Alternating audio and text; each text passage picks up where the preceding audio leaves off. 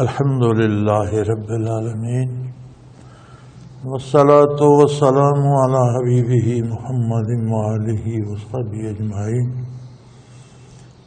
أعوذ بالله من الشيطان الرجيم. بسم الله الرحمن الرحيم.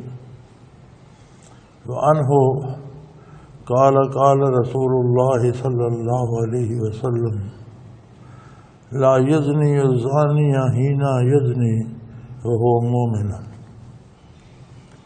حضرت ابو ہریرہ رضی اللہ عنہ سے روایت ہے، وہ فرماتے ہیں رسول اللہ صلی اللہ علیہ وسلم نے فرمایا، زانی زنا نہیں کرتا اس حال میں کہ وہ مومن ہو.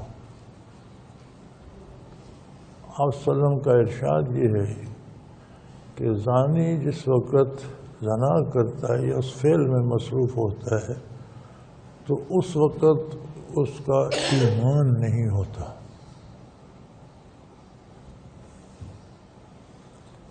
بڑی خوبصورت اور سادہ سی بات ہے کہ اگر بندے کا وہ ایمان کیا ہے؟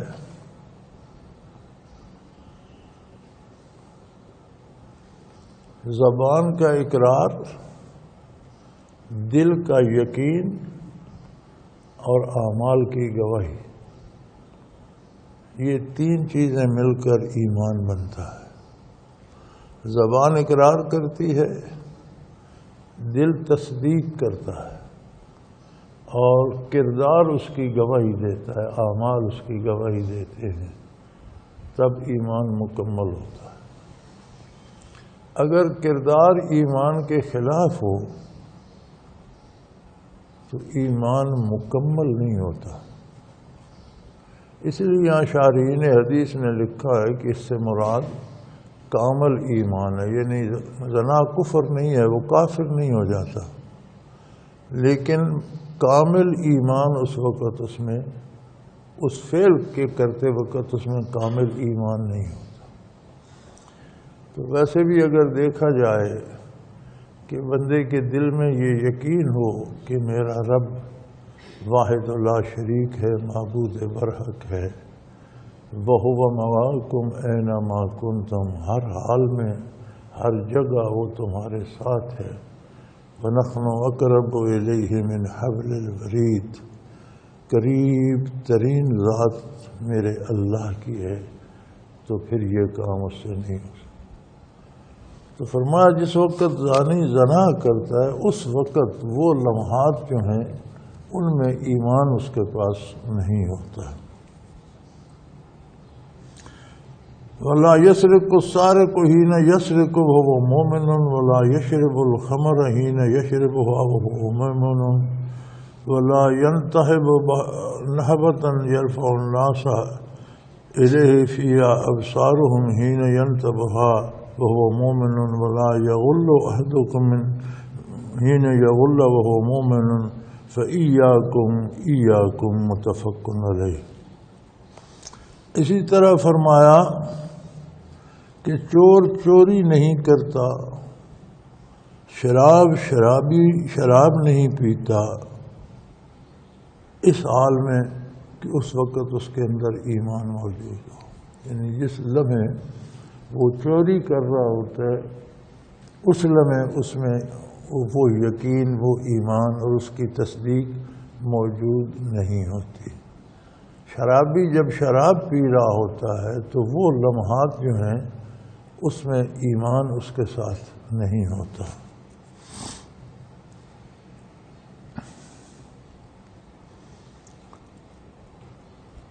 اور خیانت جب کوئی کرتا ہے تو جس لمحے وہ خیانت کرتا ہے اس لمحے وہ ایمان سے خالی ہوتا ہے.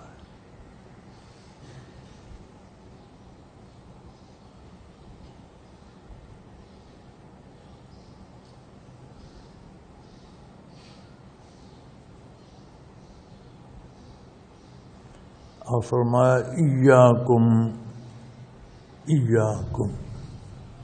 دو دفعہ حضور اکرم صلی اللہ علیہ وسلم نے فرمایا کہ مومنوں کو، مسلمانوں کو مخاطب فرماتے ہوئے کہ تمہیں ان چیزوں سے دور رہنا ہے، ایاکم، تمہیں ان سے ہر حال میں بچنا ہے، دور رہنا ہے، اپنے ایمان کا تحفظ کرنا ہے۔ وفی روایت ابن عباس رضی اللہ عنہ ولا یقتل حین یقتل هو مومن، اور کوئی قتل نہیں کرتا ناجائز غیر شرعی طریقے سے جو قتل کرتا ہے، جب وہ قتل کرتا ہے اس وقت ایمان اس کے پاس نہیں ہوتا۔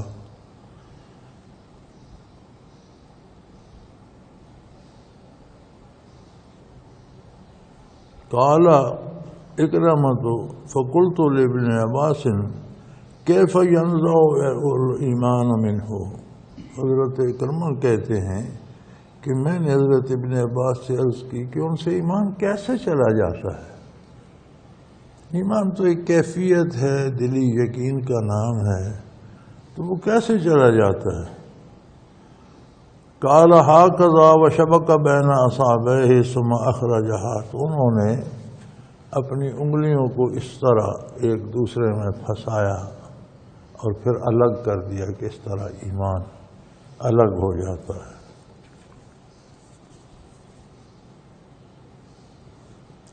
فَإِن تَابَ وَعَادَ إِلَيْهِ هَكَذَا شَبَكَ بَيْنَ أَصَابِعِهِ،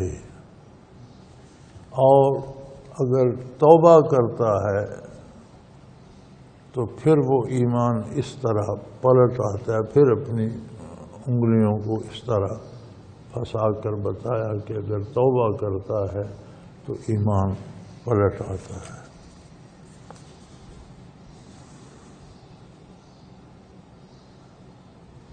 وقال ابو عبداللہ لا يكون هذا مومنا تاما ولا يكون له نور الایمان، هذا لفظ البخاری، اور بخاری شریف میں ہے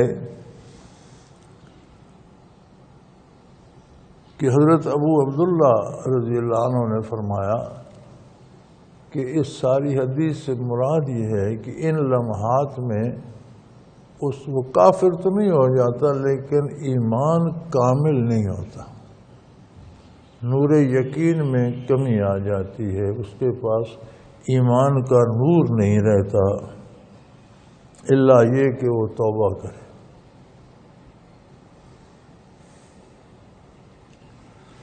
تو گویا ایمان کا تعلق صرف دعوے سے نہیں ہے، اس ارشاد نبوی علیہ صاحب الصلاۃ والسلام کے مطابق ایمان کا زیادہ مدار کردار پر ہے۔ یہ جو ہم سمجھتے ہیں نا بس ہم نے کلمہ پڑھ لیا ہم مسلمان ہیں، ٹھیک ہے الحمدللہ ہر کلمہ گو مسلمان ہے، لیکن ایمان کامل نہیں ہے۔ ایمان کو کامل اس کا کردار کرتا۔ اچھی باتیں بھی لوگ لکھتے رہتے ہیں۔ میں کل دیکھ رہا تھا کسی نے لکھا کہ ایک استاد نے چھوٹے بچوں کی کلاس تھی تو اس نے سوال کر دیا کہ بتاؤ نماز کون نہیں پڑھتا؟ تو چھوٹا سا بچہ تھا، اس نے بڑا سوچ کر جواب دیا کہ سر جو مر چکے ہیں وہ نماز نہیں پڑھتے۔ اس نے پھر پوچھا اور کوئی جواب دو، تو دوسرے بچے نے بڑی معصومیت سے کہا کہ سر جنہیں نماز آتی نہیں وہ نہیں پڑھتے، انہیں آتی نہیں ہوگی تو نہیں پڑھتے۔ اس نے پھر پوچھا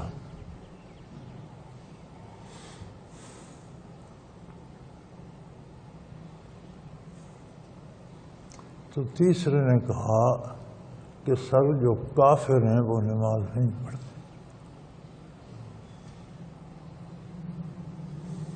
نیچے اس نے سوال لکھا ہے کہ ہم جو تارک صلاۃ ہیں ہم کیا ہیں؟ ہم مر چکے ہیں، ہمیں نماز آتی نہیں، یا ہم ایمان چھوڑ چکے ہیں؟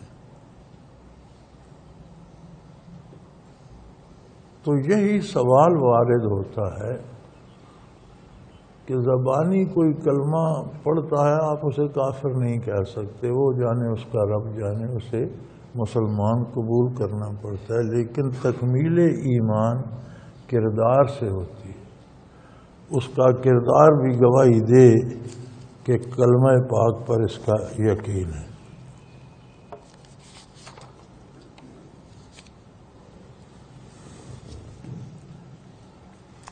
وعن ابی ہریرہ رضی اللہ تعالی عنہ قال قال رسول اللہ صلی اللہ علیہ وسلم آیات المنافق ثلاث زاد مسلم وان صام وصلى زعم انه مسلم ثم اتفق اذا حدث كذب واذا وعد اخلف واذا اؤتمن خان۔ حضرت ابو ہریرہ رضی اللہ عنہ فرماتے ہیں رسول اللہ صلی اللہ علیہ وسلم نے ارشاد فرمایا منافق کی 3 علامتیں ہیں۔ یہاں مسلم نے زیادہ کیا ہے، اور مسلم میں یہ ہے کہ اگرچہ روزہ رکھے، نماز پڑھے اور مسلمان ہونے کا دعویٰ بھی کرتا ہو۔ اس کے بعد اگلی حدیث پہ دونوں متفق ہو گئے ہیں کہ کیا نشانیاں منافق کی، جب بات کرے جھوٹ بولے، اور نماز پڑھتا ہو، روزہ رکھتا ہو، مسلمان ہونے کا مدعی ہو، لیکن جب بات کرے جھوٹ بولے تو وہ منافق ہے۔ یہ منافق کی نشانی ہے۔ وعدہ کرے خلاف ورزی کرے، بعض وعدے کیے ہی پورا نہ کرنے کے لیے جاتے ہیں۔ ایک بندے نے ایک وعدہ کیا، کوئی عذر شرعی درمیان میں آ گیا، وہ اور بات ہے۔ یہ وہ وعدے مراد ہیں جو پورا نہ کرنے کے لیے، وقت گزارنے کے لیے کیے جاتے ہیں کہ یہ کام کروں گا، آج تو ٹل جائے نا، پھر دیکھیں گے۔ فرمایا یہ منافق کی نشانی ہے۔ اور جب اس کے پاس امانت رکھی جائے خیانت کرے۔ یہ 3 باتیں جو ہیں ان میں سے کوئی ایک بات یا یہ تینوں جس میں ہوں گی وہ منافق ہے، خواہ وہ نماز پڑھتا ہو، روزہ رکھتا ہو۔ تو بات پھر وہیں ٹھہری کہ ایمان ایک دعویٰ ہے، اعمال اس کے گواہ ہیں۔ اعمال اگر گواہ جھوٹے ہیں تو اس دعوے کا اعتبار نہیں ہے۔ وعن عبداللہ بن عمر رضی اللہ تعالی عنہ قال قال رسول اللہ صلی اللہ علیہ وسلم 4 من كن فيه كان منافقا خالصا ومن كانت فيه خصلة من النفاق حتى يدعها إذا اؤتمن خان وإذا حدث كذب وإذا عهد غدر وإذا خاصم فجر۔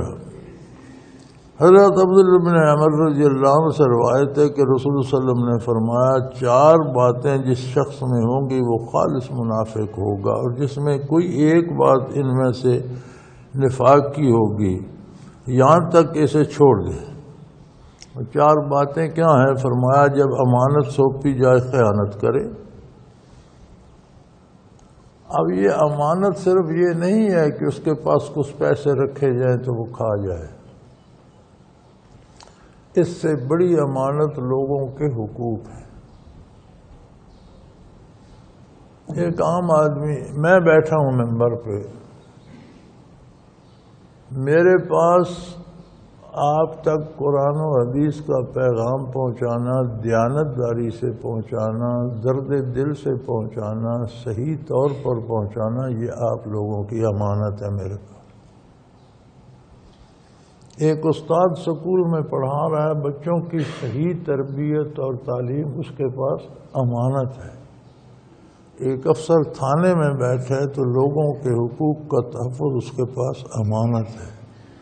یہاں سے لے کر وزیر اعظم تک جہاں کوئی بیٹھا ہے، جو ذمہ داریاں اس پر عائد ہوتی ہیں وہ اللہ کے بندوں کے حقوق اس کے پاس امانت ہیں۔ جہاں جہاں وہ کمی کرے گا، خرابی کرے گا، وہی امانت میں خیانت۔ اس کو یہ نہ سمجھا جائے کہ صرف پیسے امانت کے طور پر رکھے تو وہ کھا گیا، نہیں، حقوق بھی امانت ہیں۔ والدین کے حقوق ہیں، بیوی بچوں کے حقوق ہیں، پڑوسیوں کے حقوق ہیں، مسلمان کے مسلمان پر حقوق ہیں، مسلمان معاشرے میں کافر کے حقوق ہیں۔ یہ سب امانتیں ہیں۔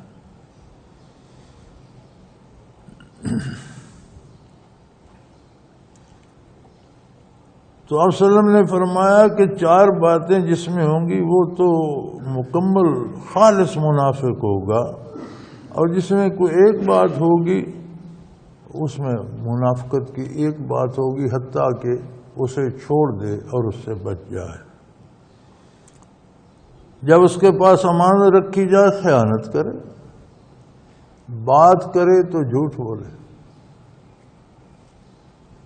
وعدہ کرے تو وعدہ خلافی کرے، اور کسی سے جھگڑا کرے تو گالیاں بکے۔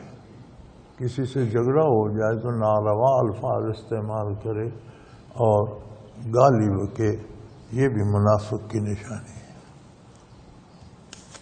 یعنی جھگڑا بھی ہو جائے تو مسلمان کو اپنے مسلمان ہونے کا پاس اور لحاظ ہونا چاہیے، حدود شرعی کا لحاظ ہونا چاہیے کہ میں کہاں تک بات کر سکتا ہوں اور کہاں تک نہیں کر سکتا۔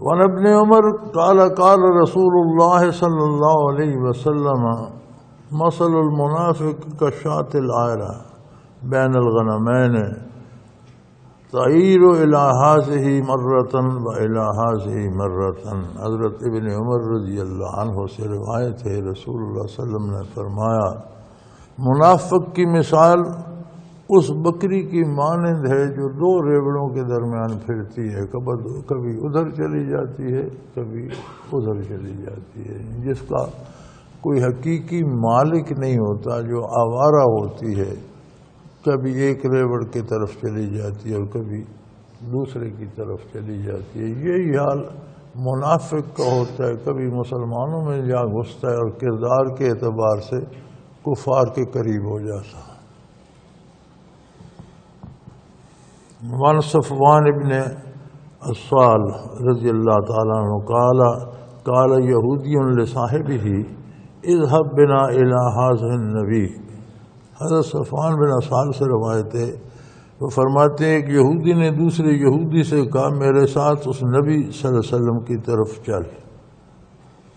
فقال له صاحب لا تقل له نبی، تو اس کے دوسرے دوست نے یہودی نے اسے کہا کہ آپ انہیں نبی نہ کہو، انہ لو سمعک لکان له 4 اعین، اگر اس نے تمہاری بات سن لی تو اس کی آنکھیں 4 ہو جائیں گی۔ عربی میں آنکھیں 4 ہونا انتہائی خوش ہونے سے عبارت ہے۔ جیسے اردو میں بھی محاورہ ہے نا، کوئی غم کی بات سنے یا دکھ کی بات ہو تو کہتے ہیں میری دنیا تاریک ہو گئی، حالانکہ دنیا تاریک تو نہیں ہوتی، لیکن محاورہ یہ ہے اتنا دکھ ہوا کہ مجھے کچھ نظر نہیں آتا تھا۔ اسی طرح خوشی کی بات ہو تو آنکھیں 2 کی بجائے 4 ہو گئیں، یہ عربی محاورہ ہے کہ انتہائی خوشی میں کسی کی اس کی آنکھیں 4 ہو گئیں، روشن ہو گئیں، چمک اٹھیں۔ تو دوسرے یہودی نے اسے کہا کہ آپ صلی اللہ علیہ وسلم کو نبی نہ کہو، تمہارے منہ سے ایک یہودی کے منہ سے وہ سنیں گے کہ یہ مجھے نبی کہتا ہے تو انہیں بہت خوشی ہوگی۔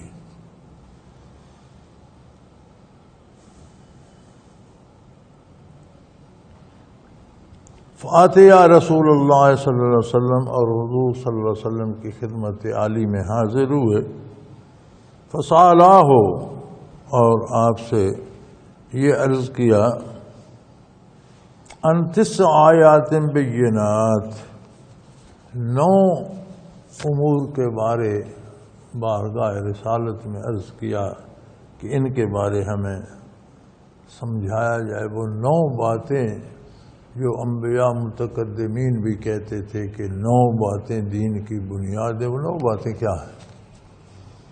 یہودیوں کی کتاب میں ان کے دین میں یہ اشارہ تھا، تو ان کے نزدیک یہ بات تھی کہ ہماری کتابوں میں ہمارے انبیاء نے فرمایا کہ 9 باتیں ایسی ہیں جن سے مومن کو بچنا ہے۔ وہ 9 باتیں کیا ہیں؟ آپ صلی اللہ علیہ وسلم نے فرمایا لا تشرک باللہ شیئا، پہلی بات یہ ہے کہ رائی برابر بھی اللہ سے کسی کو شریک نہ کرو، جو امید اللہ سے وابستہ ہے وہ کسی دوسرے سے وابستہ نہ کرو، رائی برابر۔ جو عبادت اللہ کے لیے ہے وہ کسی دوسرے کے لیے سوچو بھی نہیں۔ ولا تسرقوا، دوسری بات یہ ہے کہ چوری نہ کرو۔ اب چوری میں صرف یہ نہیں کہ ہم کسی کا مال چرا لیتے ہیں، ایک اور جگہ نبی کریم صلی اللہ علیہ وسلم کے ارشادات میں موجود ہے کہ سب سے بری چوری یہ ہے کہ کوئی نماز میں چوری کرتا۔ عرض کی گئی یا رسول اللہ نماز میں چوری کیا کرے گا؟ فرمایا رکوع پورا نہیں کرتا، قیام پورا نہیں کرتا، سجدہ صحیح نہیں کرتا، بس ٹھونگے ماں، ایک تسبیح نیچے جاتی ہوئی پڑھی، ایک زمین پہ پڑھی، ایک واپسی پہ پڑھی، 3 تسبیحات نہیں پڑھتا، تو ارکان میں جو کمی کرتا ہے یہ نماز میں چوری کرتا ہے۔ اسی طرح جو اپنے فرائض جہاں سے تنخواہ لیتا ہے، ذمہ داری پوری کرنے میں کوتاہی کرتا ہے، تو اس فرائض میں چوری کرتا ہے۔ اس کا مفہوم وسیع ہے، انسانی زندگی پہ چھایا ہوا ہے، اس لیے شرک کے بعد دوسرا ارشاد فرمایا کہ چوری نہ کرے۔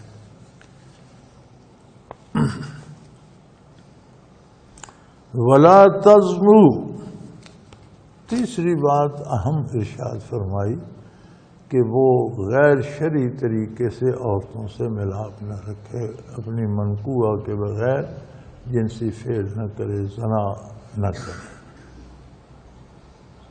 ولا تقتلوا النفس التي حرم الله الا بالحق،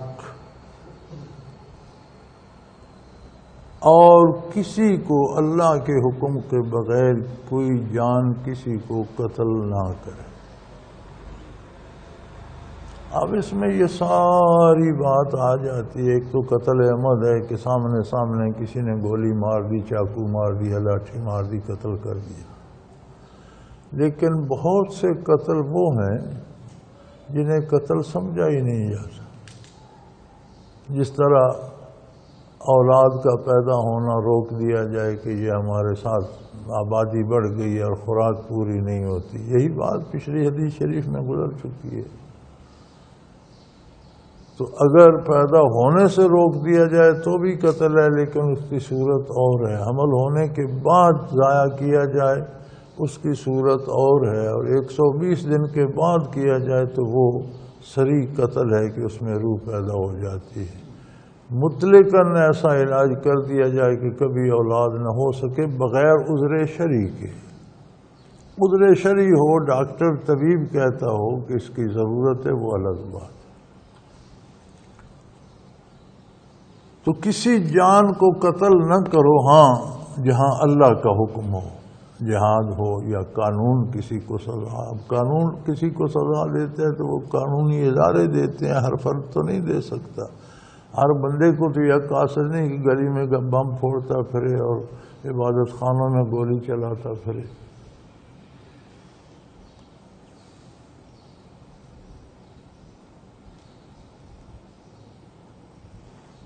وَلَا تَمْشُوا بِبَرِيٍّ إِلَىٰ ذِي سُلْطَانٍ يَقْتُلَهُ، اور کسی کے خلاف غلط شکایت کر کے اسے بادشاہ کے پاس نہ لے جاؤ کہ وہ وہاں قتل کر دیا جائے، یعنی جھوٹے مقدمے نہ کرو۔ جب تم جانتے ہو تو محض دوسرے کو رسوا کرنے کے لیے اسے عدالتوں میں نہ گھسیٹو۔ وَلَا تَسْحَرُوا، جادو کے قریب نہ جاؤ۔ یہ الگ بات ہے کہ جادو ہے کیا، اس کا اثر ہوتا ہے نہیں ہوتا، ہوتا ہے کتنا ہوتا ہے، اس کا رد کیا ہے، یہ الگ بحث ہے، کرنے کا سوچو بھی نہیں۔ وَلَا تَأْكُلُوا الرِّبَا، اور کبھی سود مت کھاؤ۔ بڑا آسان سا کلیہ ہے، نفع جو ہے وہ یقینی نہ ہو اور نقصان یقینی ہو. کہیں رقم خرچ کی جائے تو نقصان یقینی ہو اور نفع یقینی نہ ہو، امید ہو کہ نفع بھی ہو سکتا ہے، یہ جوا ہے. کہیں رقم خرچ کی جائے اور یہ یقین ہو کہ نقصان نہیں ہوگا، نفع ہی نفع ہوگا، یہ سود ہے.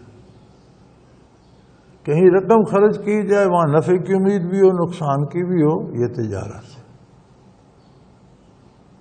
بالکل واضح، اس میں کوئی ابہام نہیں ہے، کوئی غلط فہمی نہیں ہے. تو فرمایا سود نہ کھاؤ.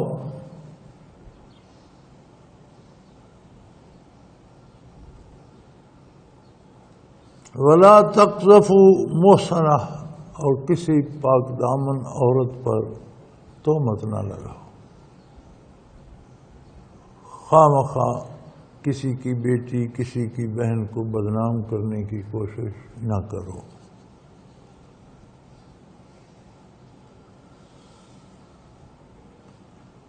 ولا تولوا للفرار یوم الزحف، اور جہاد کے دن میدان کارزار سے بھاگو نہیں. حالات کیسے بھی ہوں، شہید ہو جاؤ، جان بچانے کے لیے میدان سے بھاگ نہ جاؤ.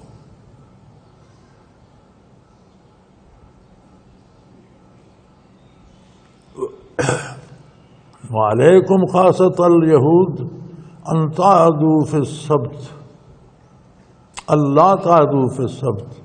اور فرمایا ہے یہودیو تم پر تو یہ ضروری ہے کہ ہفتے کے دن کسی سے کوئی زیادتی نہ کرو، ہفتے کے دن کا احترام کرو. تمہارے لیے ہفتے کا دن مقدس ٹھہرایا گیا تھا. قال فقبلا یدیہ ورجلیہ، تو فرماتے ہیں انہوں نے آپ صلی اللہ علیہ وسلم کے دست مبارک بھی چومے، پائے اقدس بھی چومے. قال نشہد انک نبی، اور کہنے لگے ہم اس بات کی شہادت دیتے ہیں کہ آپ اللہ کے نبی ہیں. چونکہ یہ باتیں اللہ کے نبی ہی جانتے ہیں اور وہی بتا سکتے تھے، کوئی غیر نبی اس ترتیب سے ان احکام کو نہیں بتا سکتا تھا. قال فما یمنعکم ان تتبعونی، تو حضور نے فرمایا پھر تمہیں میرا اتباع کرنے سے کیا چیز مانے ہے؟ جب تم نے یہ یقین کر لیا کہ میں اللہ کا نبی ہوں تو پھر میری اطاعت، میرا اتباع کیوں نہیں کرتے؟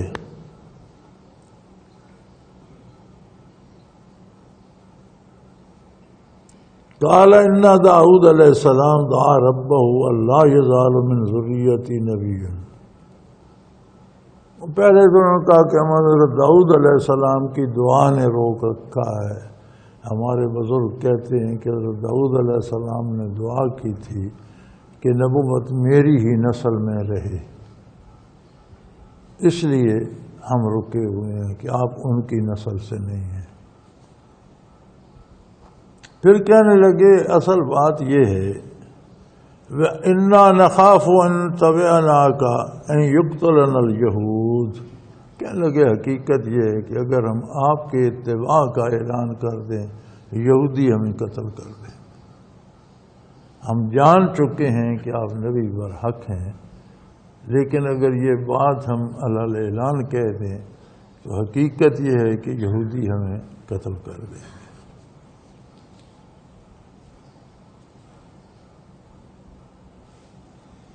وعن انس رضی اللہ تعالیٰ عنہ قال قال رسول اللہ صلی اللہ علیہ وسلم ثلاث من اصل الایمان.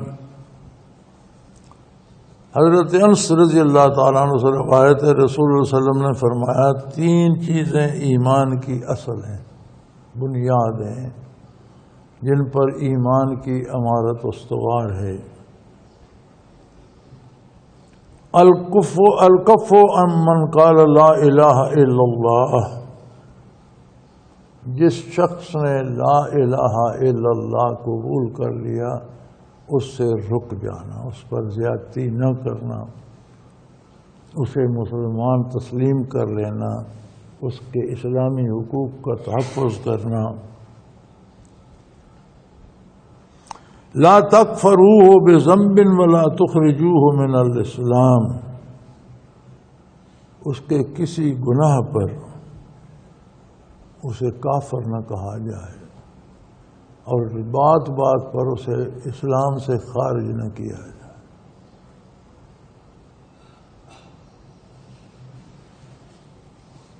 سبحان اللہ،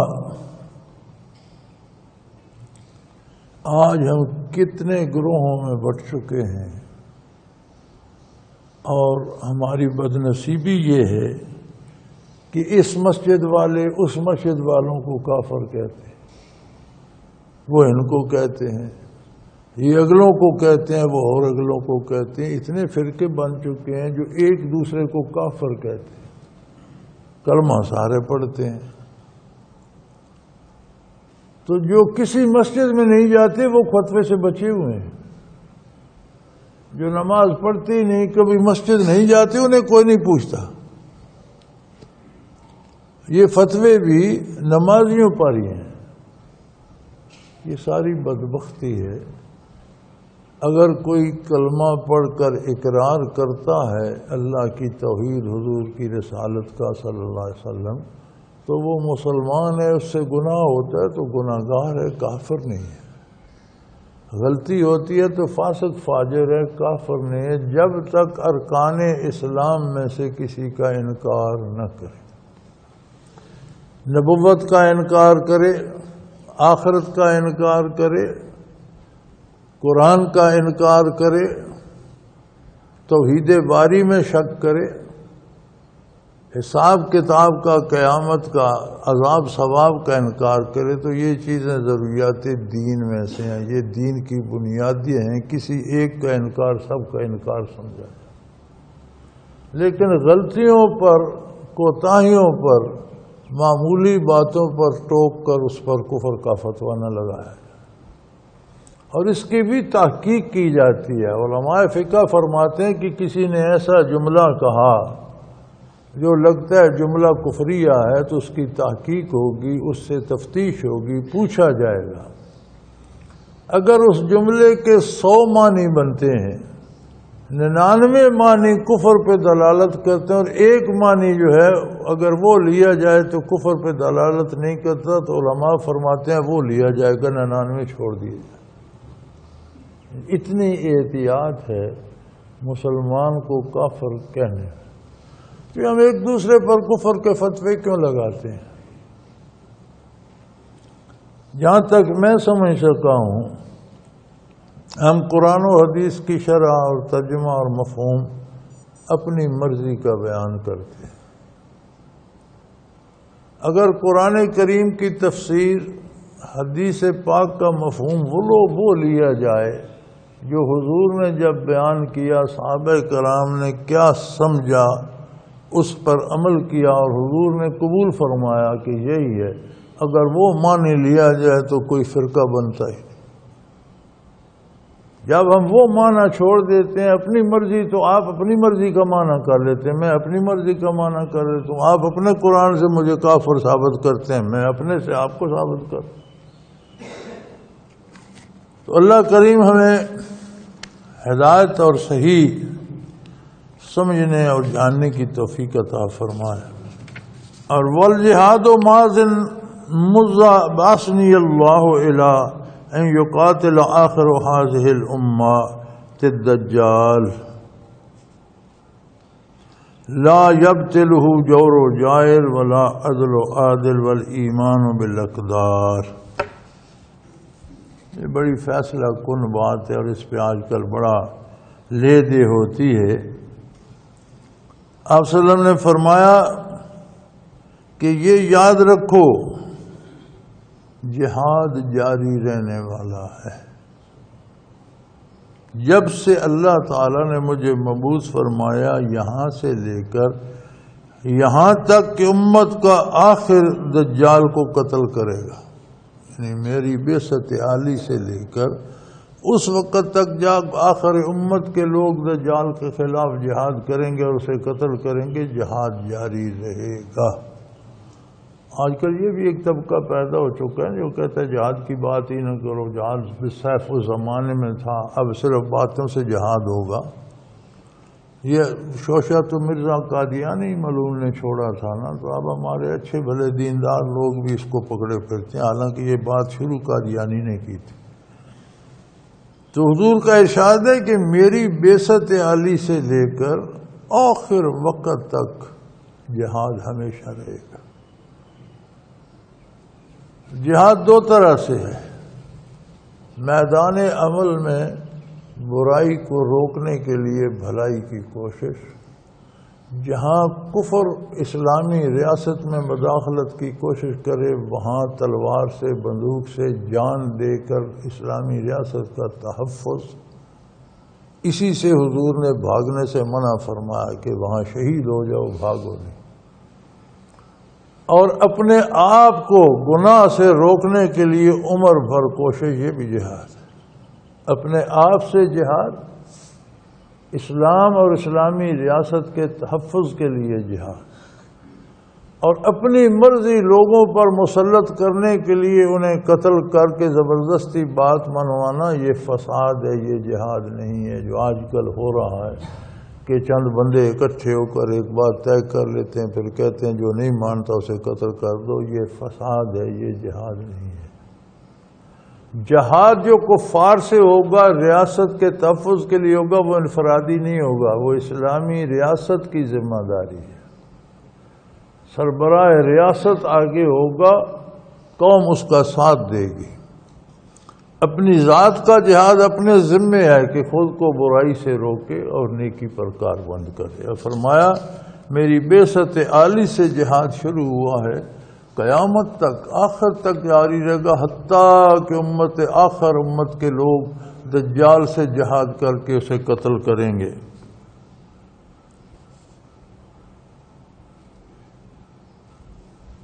وَلَا يُبْتِلُهُ جَوْرُ جَائِرٍ، کسی ظالم کا ظلم جہاد کو روک نہیں سکے گا، باطل نہیں کر سکے گا، یہ حکم قائم رہے گا۔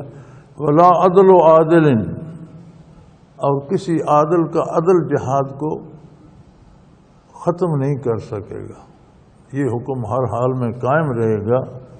وَالْإِيمَانُ بِالْأَقْدَارِ، اور ایمان اقدار، تقدیری امور کے ساتھ زندہ رہنا، ان پر یقین رکھنے کا نام ہے۔ خطا ہو جائے تو اپنی خطا تسلیم کرنا، بات بن جائے تو اللہ کی عطا ماننا۔ جہاں جہاں ہمیں دکھ پہنچتا ہے، اللہ کریم فرماتے ہیں بما کسبت ایدیکم، میں نے تو تمہارے لیے آرام ہی آرام لکھا ہے، تم خود انگار اٹھا کر اپنی گود میں رکھ لیتے۔ وَيَعْفُو عَنْ كَثِيرٍ، فرمایا بہت سی تمہارے گناہ میں معاف کر دیتا ہوں۔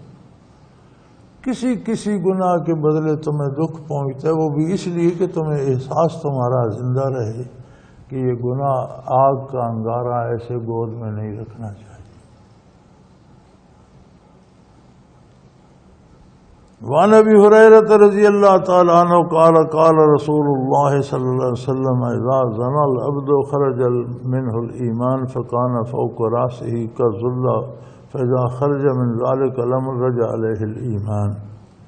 حضور اکرم صلی اللہ علیہ وسلم نے ارشاد فرمایا کہ جب کوئی زنا کرتا ہے تو اس کے وجود سے ایمان خارج ہو جاتا ہے، لیکن بادل کی طرح فضا میں رہتا ہے، جب اس عمل سے خارج ہو جائے تو لوٹ آتا ہے، یعنی وہ کافر نہیں ہو جاتا، لیکن وہ لمحات جو اس برے فعل میں بسر ہوتے ہیں، ان لمحات میں ایمان سے خالی ہوتا ہے۔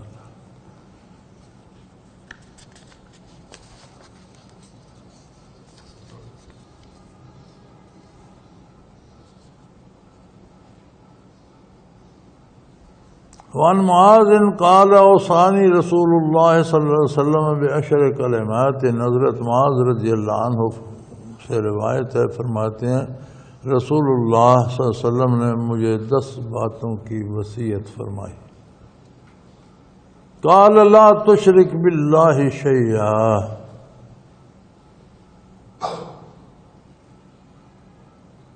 وَإِن قُتِلْتَ أَوْ حُرِّقْتَ،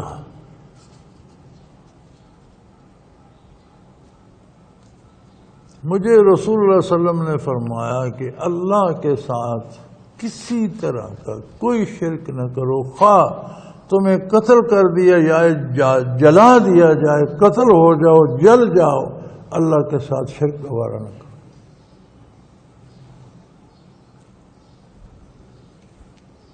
قتل ہو جانا زندگی کا زیاں ہے، اور جل کر مرنا ساتھ بہت تکلیف دہ بھی ہے۔ اس سے زیادہ ایذا کا کوئی تصور نہیں کہ کسی کو زندہ جلا دیا جائے اور وہ مر جائے۔ فرمایا اگر اتنا دکھ بھی برداشت کرنا پڑے، اللہ کے ساتھ کسی کو شریک نہ کرو۔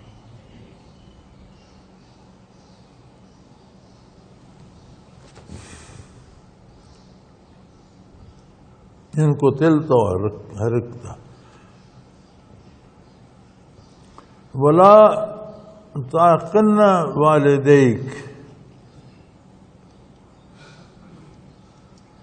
ان امرک ان تخرج من اہلک و مالک، والدین کی نافرمانی نہ کر۔ اب وہ کوئی غلط کام بھی کہتے، وہ کہتے ہیں مال بھی چھوڑ دو، اولاد کو بھی بھگا دو، بیوی کو بھی چھوڑ دو۔ جو غلط حکم دیا جائے، خلاف شرط حکم، شریعت حکم دیا جائے، وہ مانا نہ جائے، لیکن سامنے انکار نہ کیا جائے، ان کی دل آزاری نہ کی جائے، انہیں بھلا برا نہ کہا جائے۔ مانا وہی حکم دیا جائے گا جو شریعت کے مطابق ہوگا، اللہ کے حکم کے مقابلے میں کسی کی بات نہیں مانی جائے گی۔ لیکن والدین کا احترام یہ ہے کہ انہیں صاف انکار نہیں کیا جائے گا، انہیں یہ نہیں کہا جائے گا تم پاگل ہو گئے ہو، یہ کیا بات کر رہے ہو، تمہاری بات غلط نہیں، کہ وہاں جی ایسا ہی کریں گے۔ ان کا احترام، ان کی عزت باقی رکھ۔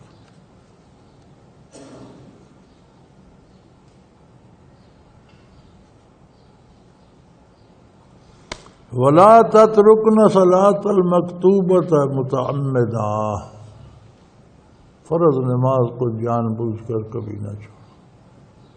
عذر شرعی سے چھوٹ جانا الگ بات ہے، بلا عذر شرعی فرض نماز پنجگانہ میں سے کوئی نماز چھوٹنے نہ پائے۔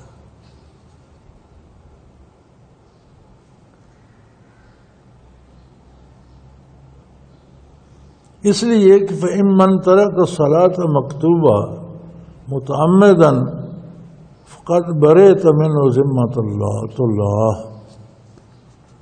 آپ نے وجہ بیان فرما دی، فرمایا اس لیے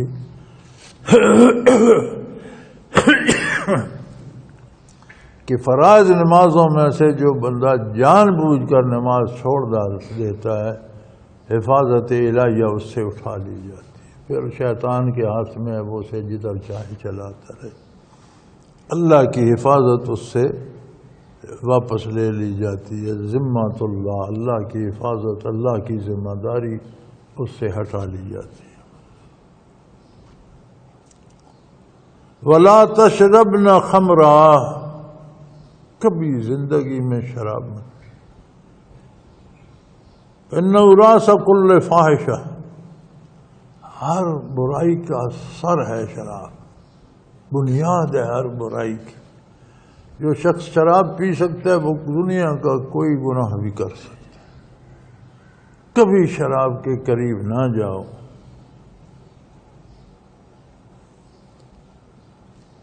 وَإِيَّاكَ وَالْمَعِيصَةَ، بھول کر بھی گناہ کرنے کی کوشش نہ کرو، اللہ کی نافرمانی کی جرات نہ کرو۔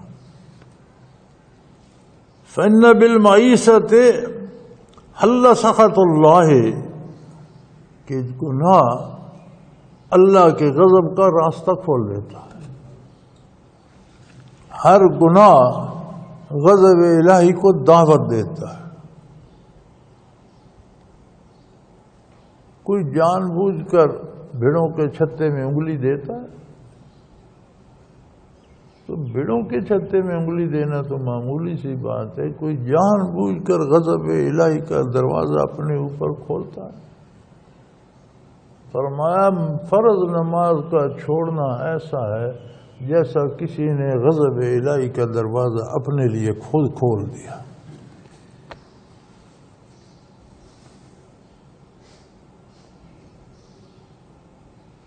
اور معیشت یعنی گناہ، اللہ کی نافرمانی غضب الہی کا دروازہ کھول دیتی ہے۔ وَإِيَّاكَ وَالْفَرَارُ مِنَ الضَّعْفِ،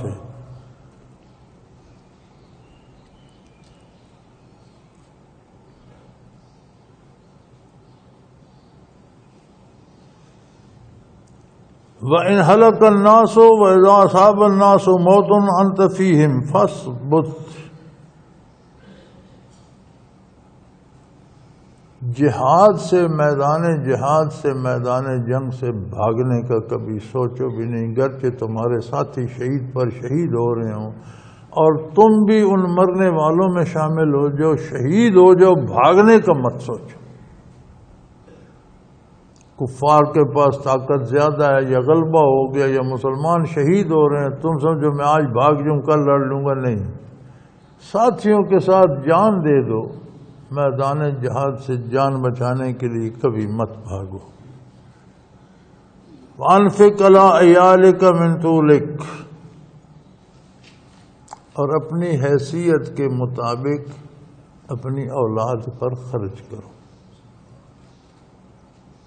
ایک یہ بھی ہمارے ہاں ہو گیا ہے کہ جو نیک بندہ ہوتا ہے نا جی، اس کا یہ بڑی بات ہے کہ وہ کپڑے اچھے نہیں پہنتا، وہ کھانا اچھا نہیں کھاتا، وہ ہاتھ منہ نہیں دھو، بڑا نیک ہے۔ یہاں ہمارے جو فضائل بتائے جاتے ہیں نا، وہ کوئی عیدی صاحب جو تھے، وہ جی ان کا پاجامہ بھی کسی مردے کا ہوتا تھا، قمیض بھی کسی مردے کی اتری ہوئی ہوتی تھی، چپل بھی کسی مردے کی ہوتی تھی۔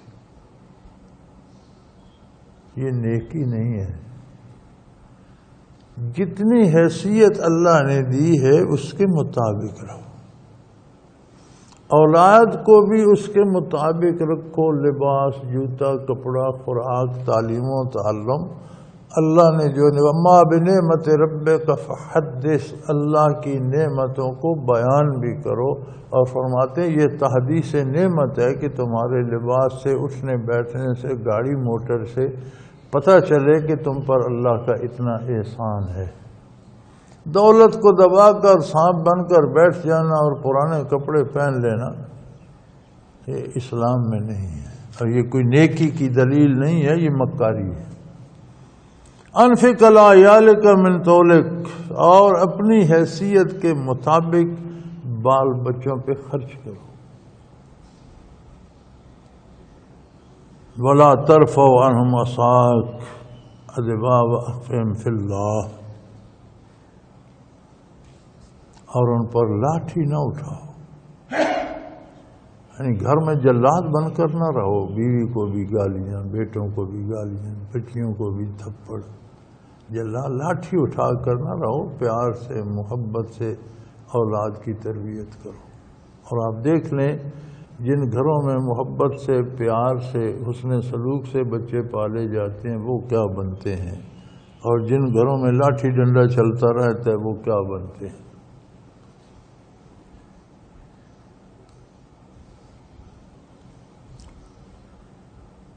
وَاحْفِظْهُمْ فِي اللَّهِ، اور بچوں کو اللہ کے تعلق کے بارے اس کی نزاکتیں بتاتے رہا کرو، اللہ کے بارے ڈراتے رہا کرو۔ عظمت الہی کا درس بچپن میں ماں کی گود سے شروع کرو، لڑکپن میں گھر میں تہذیب اسلامی، شریعت کے مطابق بات کرنا، سونا جاگنا، اٹھنا بیٹھنا، لباس، یہ بتاتے رہا کرو۔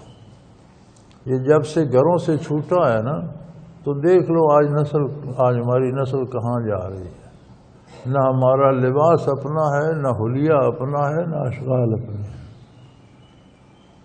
آج کے بچوں کو دیکھ لو، لباس بھی غیر اقوام کا ہے، حلیہ جیسا وہ بناتے ہیں، خواہ وہ بندر کا بنا لیں، یہ سارے بندر بن جاتے ہیں۔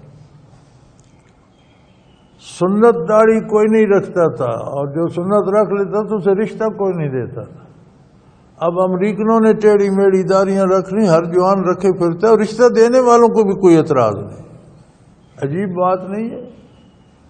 انہوں نے سارے درد سے مونڈ کر درمیان میں ایک دمبے کی طرح وہ چھتا سا رکھ دیا، سب نے سر منڈا دیے، ویسا بنا لیا، انہوں نے اس پہ رنگ لگا دیے، یہاں سارے لوگ رنگ لگائے پھر۔